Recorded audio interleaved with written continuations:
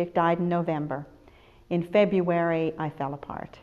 Heaviness just came over me where I just started weeping uncontrollably. And it's like your whole world fell apart. It seemed like my God put the pause button on in my life.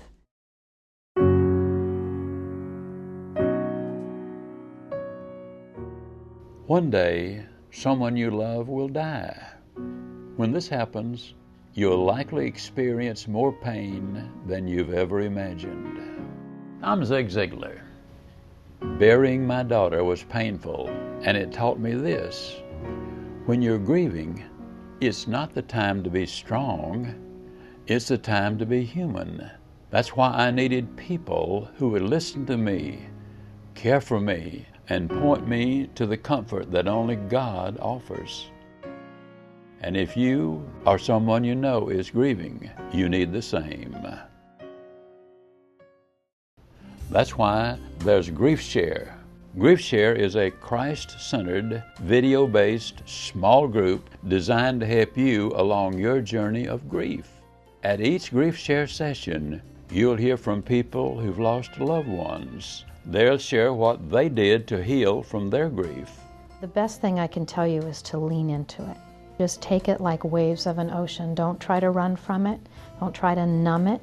Don't try to pretend it isn't so. Also, each session contains excerpts from interviews with leading experts on grief recovery, many of whom have been touched by grief. I think the people around us don't understand grief unless they've been through it themselves. And Christ wept before the tomb of a dear friend. And in so doing, pictured for us that it's not wrong to grieve.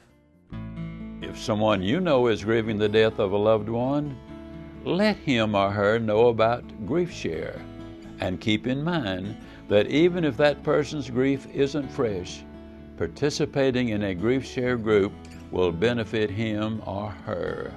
And if you've recently lost someone, you should consider coming out to a GriefShare group. Make a commitment to attend at least 3 sessions and then decide if GriefShare is right for you. Remember, the journey from mourning to joy shouldn't be walked alone. That's why there's GriefShare.